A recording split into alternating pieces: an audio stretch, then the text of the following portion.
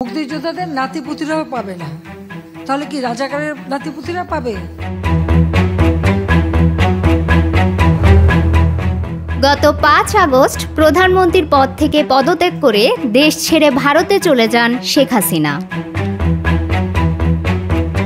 শেখ হাসিনা সরকার পতনের পর বাংলাদেশে ভারতের প্রভাব কমছে বলে মনে করছেন বিশেষজ্ঞরা। সম্প্রতি ভারতের উত্তরপ্রদেশে দেশটির প্রতিরক্ষা মন্ত্রী রাজনাথ সিং বক্তব্য দেন। তিনি তার বক্তব্যে উল্লেখ করেছেন, ভারতকে অপ্রত্যাশিত কিছু মোকাবেলা করতে হবে।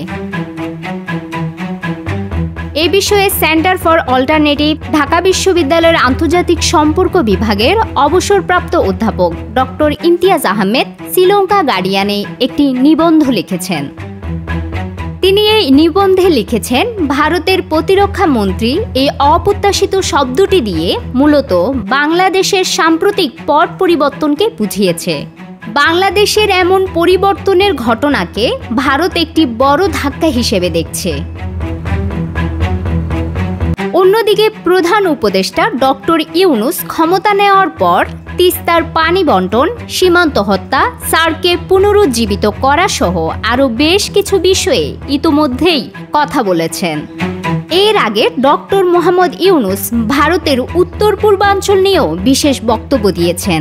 ডক্টর ইমতিয়াজ আহমেদ তার নিবন্ধে আরও বলেছেন, নয়াদিল্লি নিঃসন্দেহে নিশ্চিত যে বাংলাদেশের বর্তমান সরকার পূর্ববর্তী আওয়ামী লীগ সরকার থেকে ভিন্ন, সুতরাং তাদের সঙ্গে সেই অনুযায়ী কাজ করতে হবে। তিনি আরও বলেন, বাংলাদেশ ও ভারতের সম্পর্ক কেমন হবে তা দেখতে আরও কিছু মাস অপেক্ষা করতে হবে।